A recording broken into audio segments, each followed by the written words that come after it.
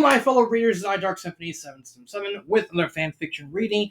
As always, a link to the stories will be in the description below. Please like that video, subscribe to the channel, click on that bell for notifications, leave a comment in the comment section below on your thoughts of the story. And finally, this is my opinion. My opinion is not indicative in the world, so please respect that.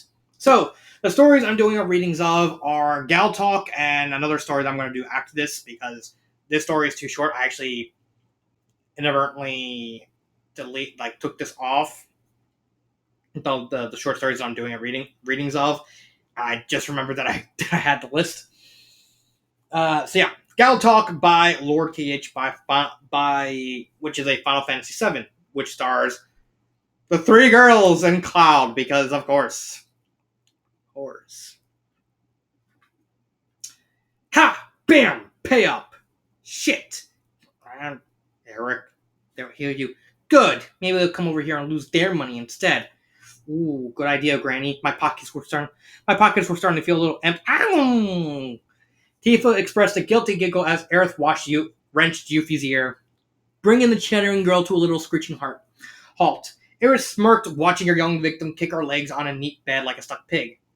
Come on, Yuffie. Aerith teased, her grip firm. You're already taking what little gill I have. Isn't the whole granny thing going too far? Besides, you don't even have pockets.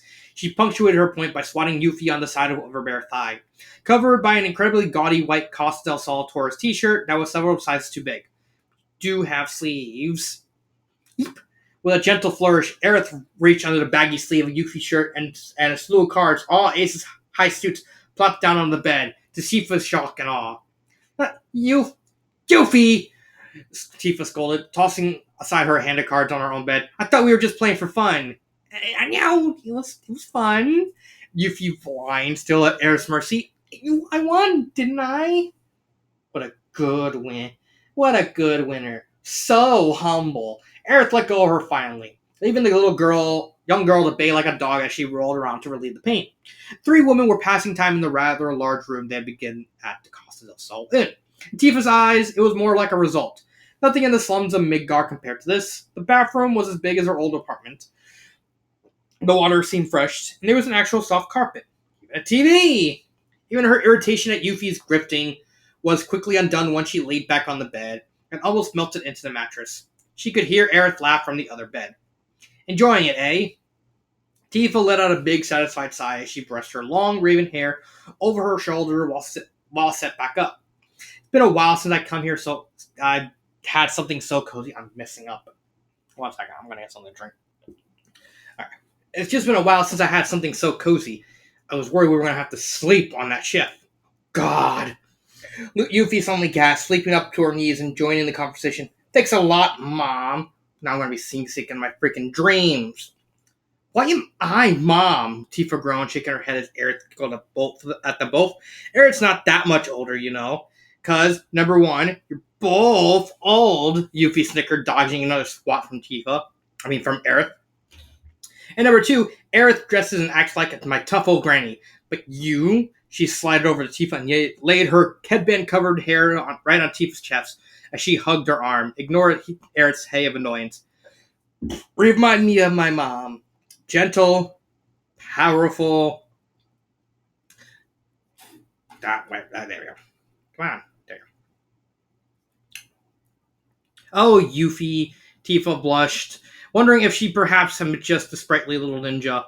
And massive boobies! Just a big old pickles. I can fall asleep, right? Ow!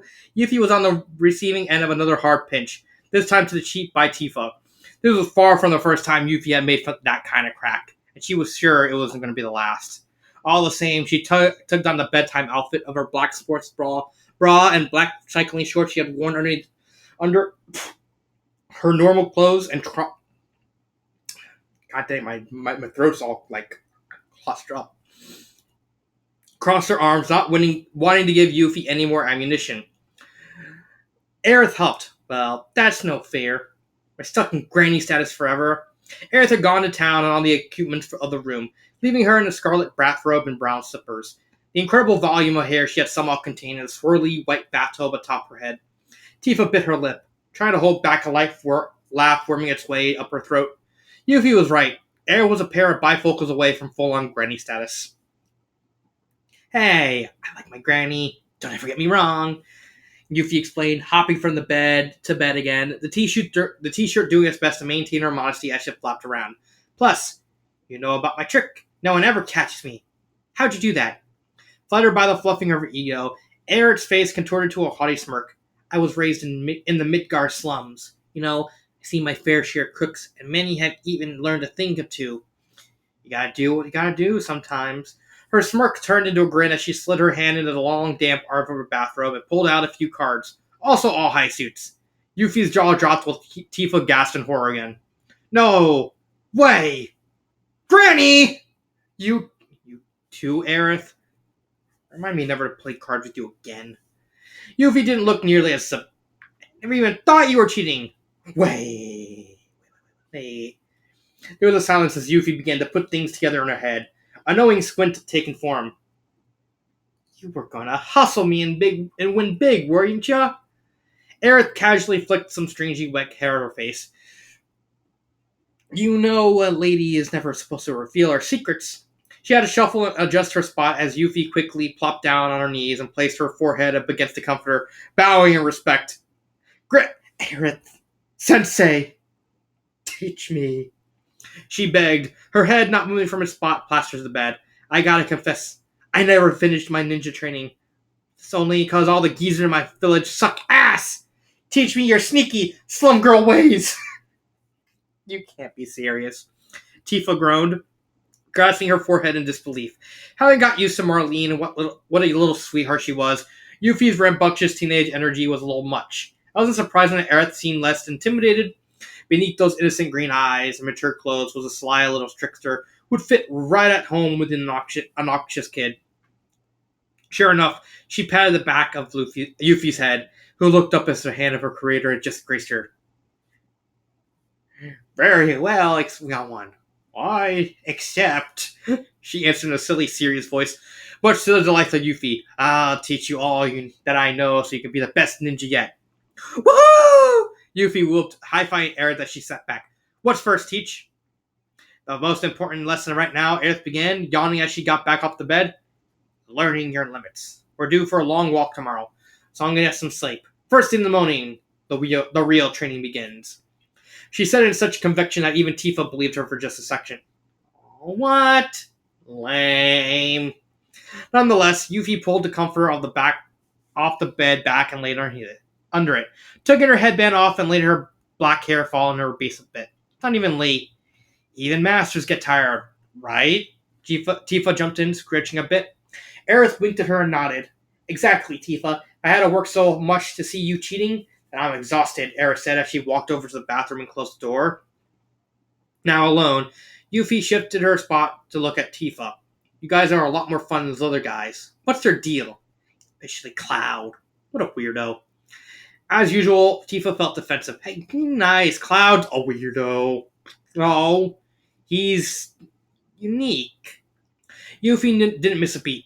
Yeah, uniquely weird. He's hot and all, but ooh, what are we even talking about? Tifa sighed, not ready to have this conversation with a kid.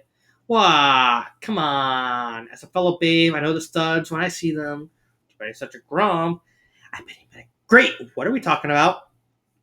Eric said quizzically, walking back over to them.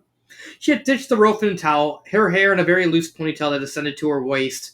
A soft pink slip that cascaded down her thighs was the closest thing to actual nightwear amongst the three of them.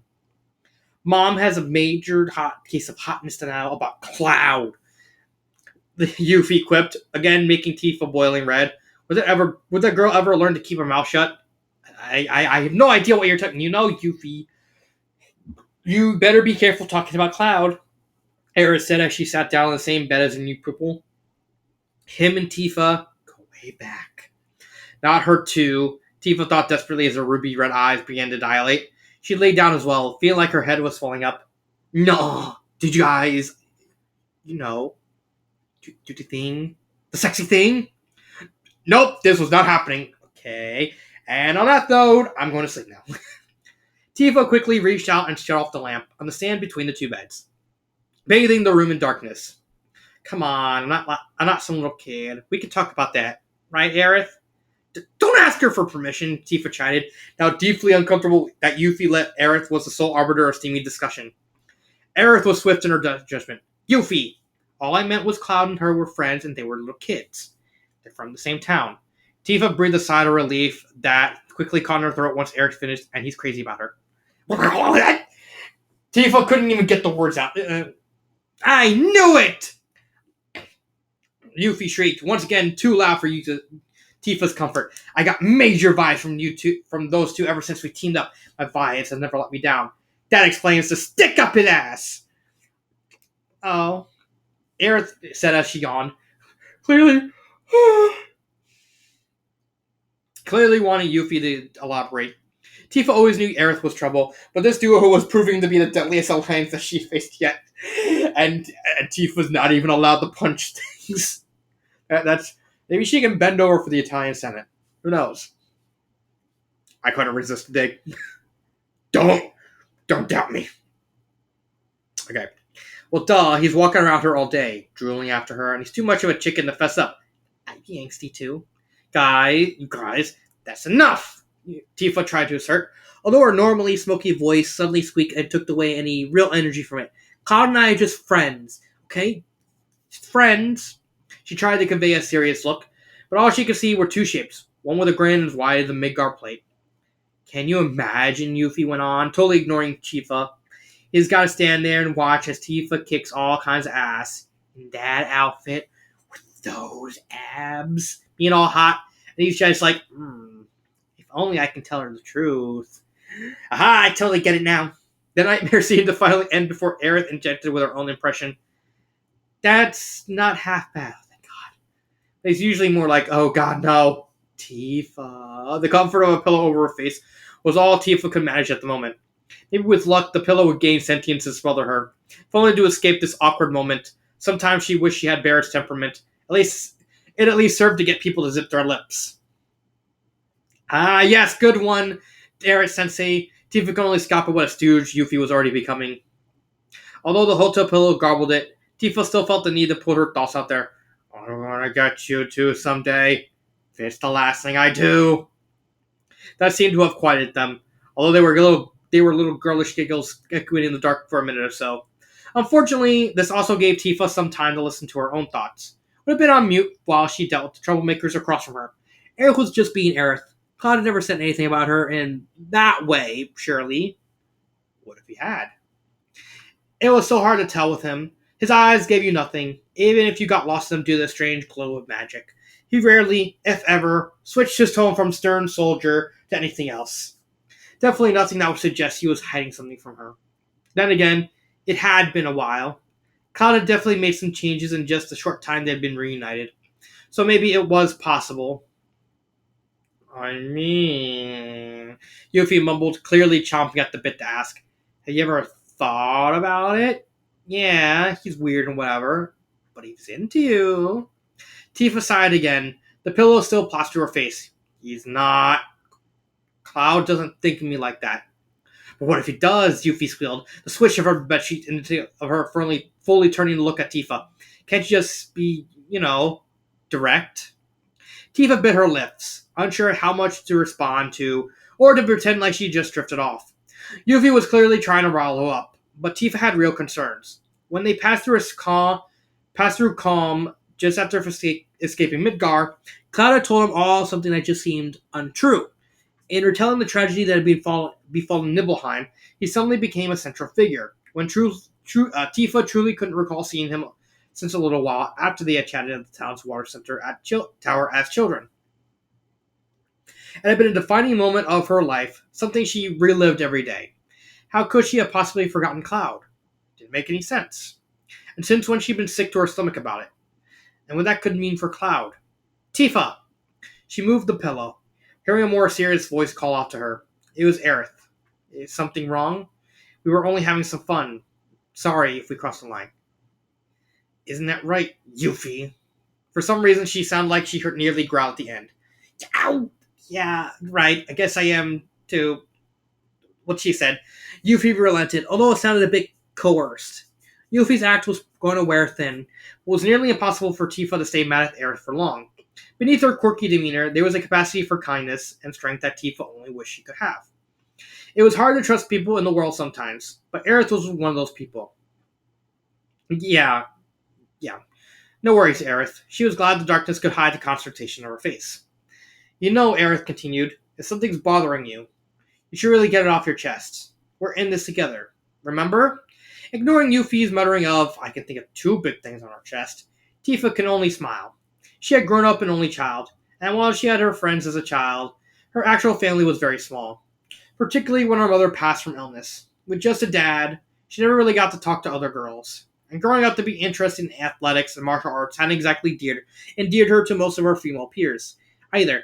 Jessie had been a good friend, but like a lot of other things, cruelly taken from Tifa far too soon. She treasured these times with Aerith and could even appreciate Yuffie's brattiness. In a way, sometimes a kid just needed to be a kid. At the same time, Tifa's fears always ended up rearing their ugly head. What if her fears about Cloud only seemed like a big deal in her head? But silly when spoken aloud. She didn't want Aerith and Yuffie to think less of Cloud. He was a good person, if maybe a little messed up. Morale was a big factor too, despite the teasing. Tifa had been quite enjoying the night, and she didn't want it to end with a rumination on fear that may have ended up being totally irrational. Really, Aerith, it's not a big deal. I think I'm just tired, is all. Sounded like a good enough excuse as I need to get some shut-eye. I think we all are, Aerith concurred. Let's say we hit the hay. Plenty of time to talk tomorrow. And teach. Forget Yuffie threw in. I won't. Don't worry. Good. Okay. Good night, you two. Sleep tight. Anxious as she was, Tifa could never quite rid herself of the politeness that growing up in a small village like Nibelheim instilled in her. She had heard a few mumbles back before all going quiet. Sounds of fallaway vacationers and shops, and the only noise heard through the room's sole window. She had just closed her eyes when another voice broke the still night. Guys? Tifa's eyes opened again. It was Yuffie talking, sounding a lot more relaxed like her age than she could ever recall hearing. What is it, Yuffie? She asked. Well, it's just this is the first time I've ever stayed the night anywhere outside home, or with people that aren't like my family. So, feel any different yet? Aerith chimed in. No, not really. Yuffie laughed. But I was going to say that it's all pretty wild. But I'm glad I'm with you guys. Pretty cool. So's your materia. As much as her heart had been playing with that night, Tifa felt her chest swelling hearing that. Yuffie was still a kid. It was in Tifa's natural instinct to be protective of her since she had joined. The mom stuff was a little overstated, but she was glad to hear Yuffie felt that way. Glad you're here too, Yuffie. That Yuffie's only response was a quick, embarrassed huff let Tifa know that she appreciated it, even if she wouldn't say it. Aww. Bring it in, Eric squealed, taking some invisible action. Tifa squinted, although it was apparently quickly the way she had done. Oh, really being a granny. Get off!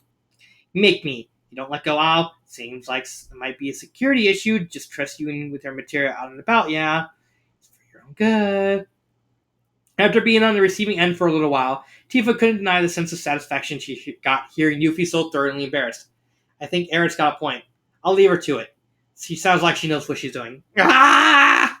The older girls laughed again. Yuffie's pleas for help unstated as the mood slowly reached its highest point. Tifa wasn't sure she was going to have the best night's sleep, but at least it was going to be in the company of friends, and not just her own thoughts. Alright, so that is Gal Talk. This is a nice little sweet story. It wasn't too bad. Just a little thing. 4 out of 5. I think this was good. I don't have anything bad to say. I think there was like one grammar error. I think the author accidentally put crap.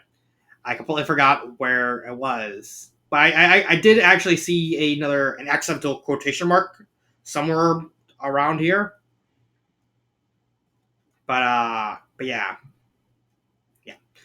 But other than that, I don't really have any complaints about it.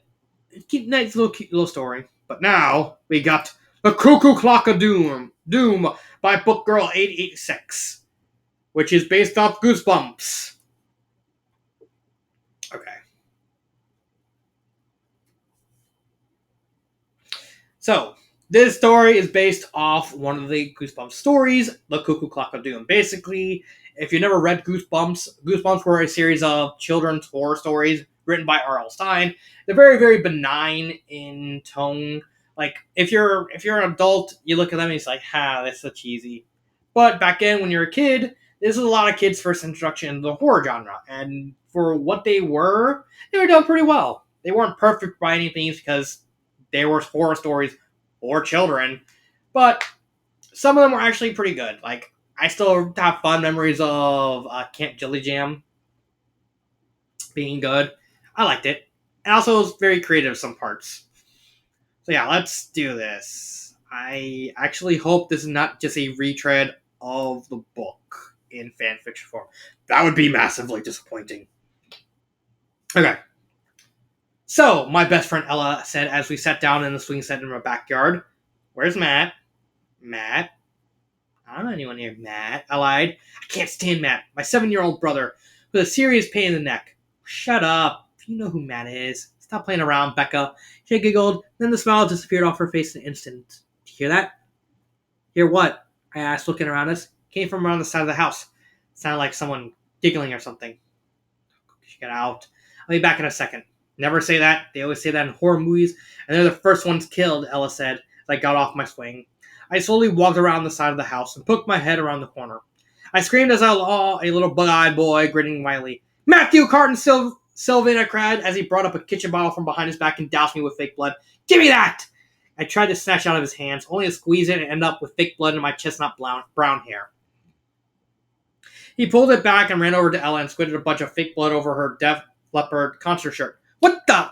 Ella screeched as Max dissolved in a bunch of giggles and he threw down the bottle. I ran and snatched it off the ground and chased him to the front door. Just as he slammed the front door, I squirted the fake blood at the white door. I never meant to do it, but he always makes me so angry that he really just crossed the line and had to do something about it. Her mom, Cindy, opened the door and stared at me in shock. Matt appeared behind her, with fake tears skimming down his cheeks. "Why are you terrorizing your poor brother? How old are you? 5? You're 16. Act like it." Matt came outside, smirking at us. "I got you. Almost as good as your party." I thought back to a week ago, when her mom made me invite him to my 16th birthday party. I knew he'd do something to ruin it. He always does. And all my friends were there, including my crush, Jacob Tyler. Everything was going great, until Mom made me bring in my birthday cake. I walked through the dimly lit hallway, carrying the cake as carefully as I could, when a hand reached out and grabbed my ankle, causing me to fall forward, and the cake fell right on my face. As I got off the floor, I whipped a bunch of icing on my eyes, staring down at Mac, who was grinning up at me. I turned around to see everyone, except for Ella, laughing at me. "Hey, Becca, aren't you supposed to serve your guests first?" Brianna Lyons asked, laughing at me. I walked to the kitchen to wipe all the icing off my face. Once every particle of the yummy chocolate ice cream was gone, I walked back into the living room so I could open my presents. I sat down on the floor, beside Ella, who handed me the first present. I pulled the wrapping off the bag, only to find a football.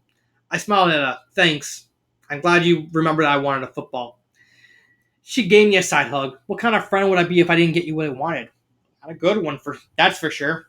I went through all the gifts. When it came to the last one, it was the last one, so it had to be from Jake.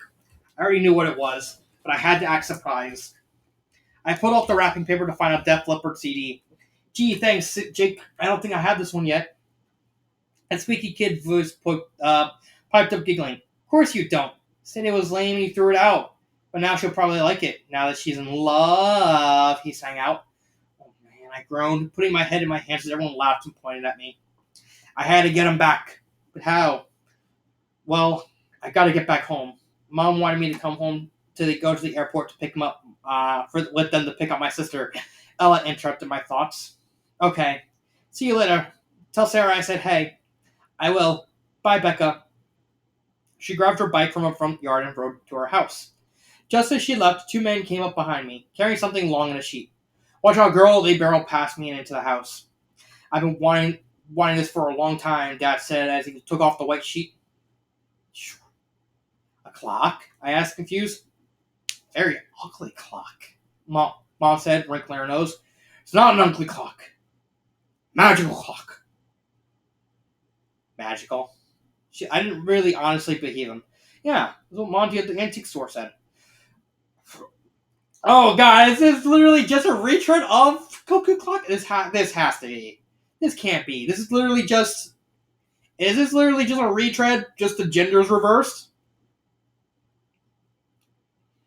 Yeah, that's what oh god dang it. I looked down at the numbers on the inside. What are the numbers for? The tail of the year, son. Oh, cool. I cried and I reached forward to touch it. Don't touch it! I exclaimed. I jumped as he scared me. Then I got curious again. How could a clock be magical? Well, the legend is that a strange old man built the clock over 100 years ago. He put a magical spell on it, but they say whoever discovers the magic must beware. I grabbed the sides of the clock when a little bird came shooting out, making me lose my balance and fall on the floor. I said as Matt ran up to it. It seems to work fine. Monty said there was something wrong with the clock, and he wouldn't tell me what it was. Dad turned to Mom. Then the clock started making all sorts of noises because Matt was messing with it. Matt, stop that. Now listen, I don't want either of you to put a finger on this clock, alright? Yes, Daddy. Matt turned away from Dad, and he stuck his tongue out at me. That night, after I got in a glass of water, I started heading back up the stairs when I heard my dad say something. So I stopped at the bottom step. Matt, Dad said, I thought I told you not to touch this. Find out if there's anything broken on this clock. You'll be in serious trouble. For the first day today, I grinned. For once, I had the upper hand, not mad. Yes, I giggled as I walked. Oh, wait a minute. This is.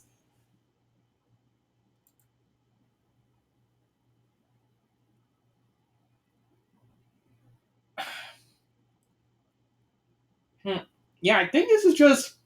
I think this is just Cuckoo Clock of Doom. I think this is just a shortened version of the book. Huh? Why? Why would you? Okay. Okay. Let me go back to this. There's only 4 chapters. Later that night, when all was quiet, I opened my bedroom door and walked down the stairs. When I came to the last step, I jumped over it because the only step that squeaks. I looked both ways for any sign of my parents or Matt. When I didn't see any sign of them, I continued into the living room. I grinned to myself as I walked closer to the cuckoo clock. It was almost 12 o'clock, which meant the bird would come out any second. When I saw the door spring open, I reached up and twitched the cuckoo box's head to the left. Some kind of wind knocked me to the floor, but I got up and started to walk out the living room. But just as I reached the steps, the cuckoo clock went off again. So I turned around and it was levitating, following me. I tried to scream, but when no sound came out of my mouth, I bolted upstairs into my room. I laid down in bed, tucked into the safety of the covers, expecting the clock to burst in the middle of my room. For the rest of the night, I twisted and turned, not being able to sleep. Next morning, that morning, I woke up to the sound of my mom walking into the room. Becca, get up. Your guest will be here in an hour. She pulled me out of the bed, bringing me into the kitchen, which was decorated like it was last week on my 16th birthday. Happy birthday, Becca, honey. Oh my god, it is just Cuckoo Clock of Doom. Why? So instead, I'm going to go on a rant. Instead of writing an interesting variation of the story, you literally just write the story. You literally just write a gender-bent version of Cuckoo Clock of Doom. Why? Just why? I already know how the story's going to end. She's going to start aging, and then she has to get help from her brother. Her and her brother end up going to the antique store in order to fix the clock. She basically, as a toddler, as a baby, she manages to reach up and untwist the head while the brother was dealing with the shopkeeper. And then they turn back to normal, and the brother and sister realize they need to start being. The brother needs to be nicer to her, otherwise he would lose her sister. That's pretty much gonna be it. Let's see how this turns out because how else is it gonna turn out? What? It's not funny. Okay. My birthday was last week, I said, confused why they were pulling this on me. Please take off your pajamas, put a t-shirt and shorts. They'll be any time. Mom, the joke's over. What joke, honey? She was really playing that part well. Matt stepped in the kitchen, a huge grin on her face. I get to go to your party. Before he walked out, he stuck his tongue out at me. An hour later, all the guests had arrived, and I realized that I got a do-over. I would make sure that Matt didn't get a chance to ruin my party this time. But this time, when I carried the cake, I looked down at where Matt had been waiting for me below. When I saw that he was not there, I continued into the living room with a smile on his face. For 1 second I was walking, then the next I was flying down on the floor. Cake going everywhere. I got up and wiped all the icing on my eyes. Matt was laying on the floor from the other side of the door, giggling behind his hands. I changed what happened, but why did it still happen, I thought, because you can't change history. I turned around to see everyone else laughing at me, but like before, Ella was the only one that wasn't laughing.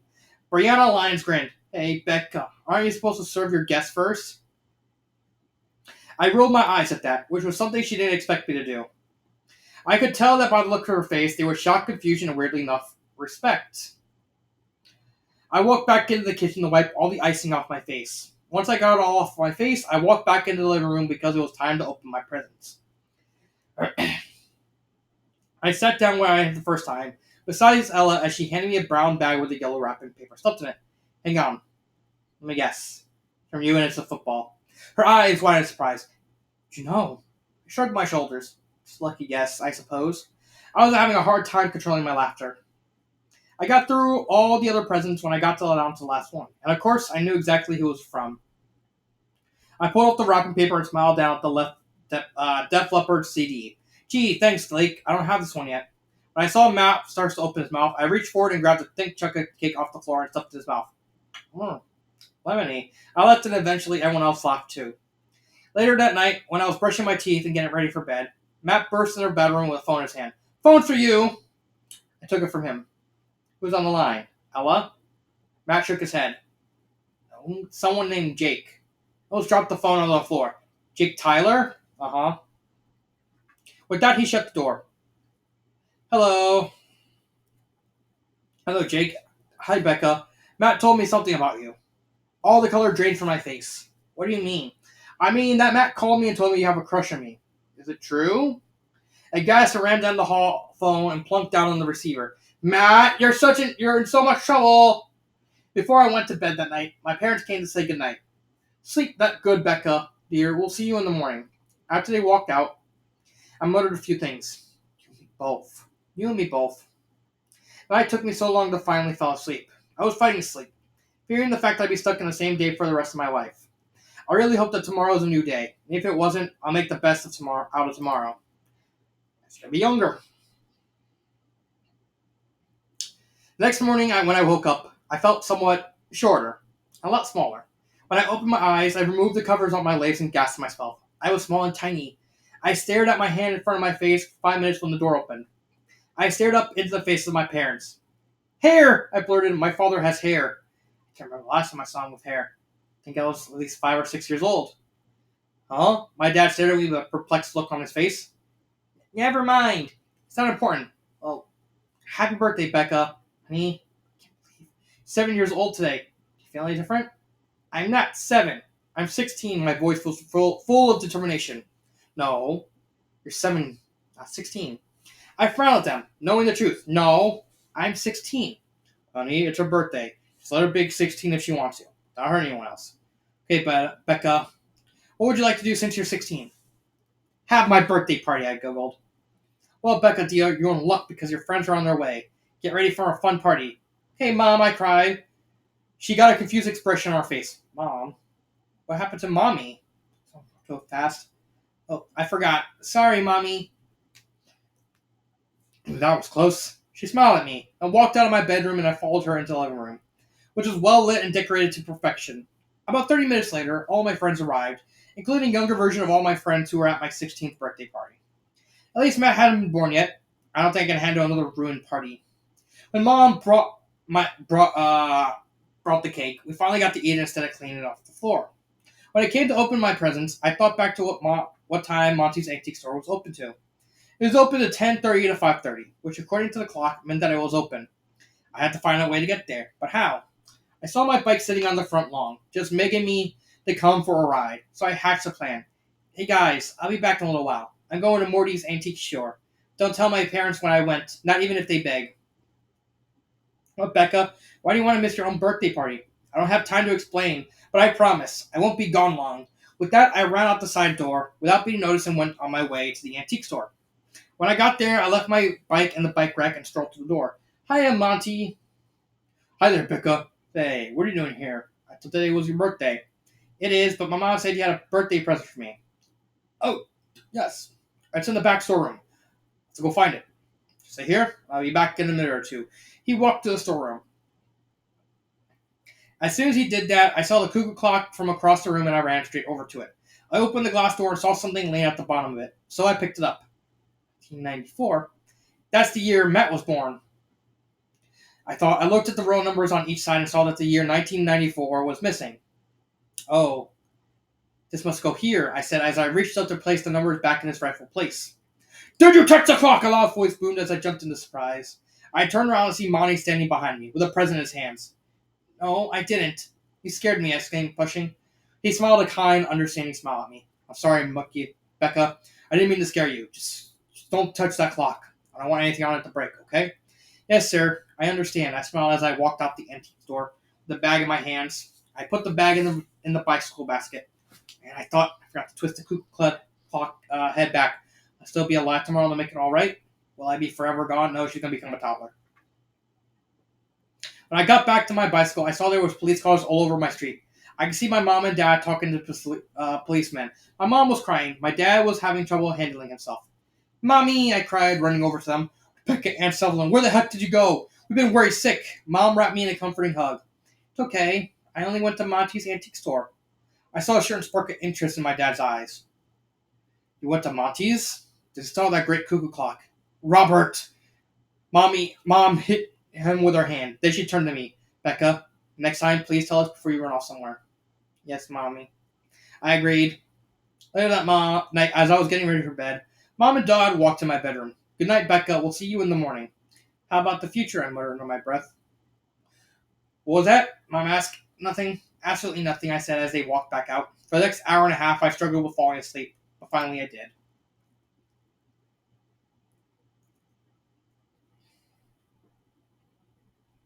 Next morning, when I woke up, I was honestly hoping I was back to normal. But when I looked up at the ceiling, I knew I wasn't in Kansas anymore. Hanging from the ceiling, hanging up, hovering my bed, was a mobile, like the one in the baby's room. Yep, she gave a baby, and the baby's gonna fix it, and then she appreciated her brother more. Then I started to smell something nasty. Slowly, I started to realize where the smell was coming from. Oh, I thought as I smelled the air, that's me. It smells terrible. From across the room, I heard my door open and Mom's face come into view. Hello, my little baby girl. Can you believe it? You're 1 year old today, she squealed. Then she made a weird face. Like little Becca needs a diaper change. Then my dad walked in. Oh, I wonder what this little pumpkin wants to do on her first birthday. Is this a hint? I thought, smiling. Perhaps take a trip to the antique store? Yeah, right. Right on the nose. In my excitement, I started to bounce up and down in my crib. What do you think, hun? Dad was looking at Mom, grinning. Okay. Let's not go to Morty's. What's wrong with Morty's? Dad asked with a friendly look on his face. Yeah, what was wrong with Monty's? I wondered as my baby voice sounded gibberish. Nothing. Just charges an arm and a leg for anything in the store. We should go anywhere. Becca's getting a little fussy, Mom said. Fussy, huh? I show you fussy, I thought as I started to laugh. She's fine. Just for a little while. Fine. She said as she dropped me dressed for the day. As an hour later, we were headed on our way to the antique store, and I began to wriggle in excitement. Because I finally figured out how to break the spell. I was in my stroller, my mom rolling me into downtown square. Okay, here we are, Mom rolled me inside Monty's antique store. Hey, Monty, Dad said as he and Mom walked over to him. Hey there, Robert. You here to buy something? Nah, just looking around. Well, I have something to show you. I think you'll really like it. As he dragged him away, I started to form a plan on how to get to the cuckoo clock. I unclipped myself from the stroller and slid down to the floor. Then I pulled myself to a standing position and began to walk toward the cuckoo clock.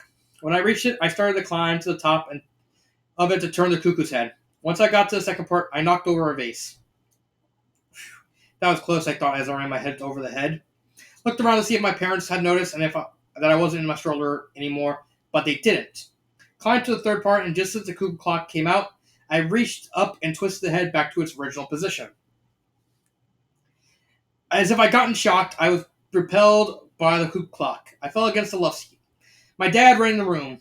Becca, how many times have I told you to stay away from the clock? 16 years old. Act like it. I'm 16, I exclaimed happily. 16! I ran towards him and kissed on his forehead. I love you. Well, I love you too. Keep your hands on my cuckoo. Okay, guys. Lunch is ready, Mom said as she walked into the living room. Mom, I love you, I said as I hugged her hard. Oh, I love you too, sweetheart, Mom said as she engulfed me in a big hug. I'll go get Matt. It's not really a reason to do that, Mom said. Why? You don't know anyone named Matt. A loud siren echoed in my brain. I tried to run away, but I was stuck in place. I woke up with a jolt and realized I had my own bed. I woke up, completely covered in sweat and tears. I began to cry, because Matt was really gone. Thought I enjoy it, but no matter, I still miss him. My parents bust through the door, with Matt hot on their heels. Becca! You're finally awake! I saw that Matt had tear stains on his cheeks. He ran over to me and pulled me in the biggest hug. Becca, I'm so sorry. My fault. I'm a bad brother. What happened? Well, from what Matt told us, we know that yesterday Matt scared you and you fell and hit your head. Passed out ever since. Huh? Passed out? I was never aging backwards? At least I made it out alive. Just glad you're to be back in the land delivering. Mom and Dad were staring at Matt. Matt has something to tell you. Looked down at him. What is it, Matt? He gulped. Becca, I wanted to tell you how truly sorry I am for how I treated you. I promise not to be a bother anymore. I won't do something to ruin your birthday again. I got tears in my eyes. It's okay. I forgive you, Matt. I'm sorry that I haven't been the best sister. I'll try to be the better and not get mad at you anymore. I pulled Matt into a hug as I felt the tears come down my cheeks. Now, I wouldn't give up my life for anything. I love where I am. I love my family. So that is the Cuckoo Clock-a-Doom. This is literally just a worse version of the R.L. Stein book. You'd rather read the R.L. Stein. It does nothing to change the plot. This is just an abridged version of the Cuckoo Clock-a-Doom. 1 out of 5. I'm not defending this. So this is Gal Talk and Cuckoo Clock-a-Doom. This has been Dark Symphony 777 and Cut.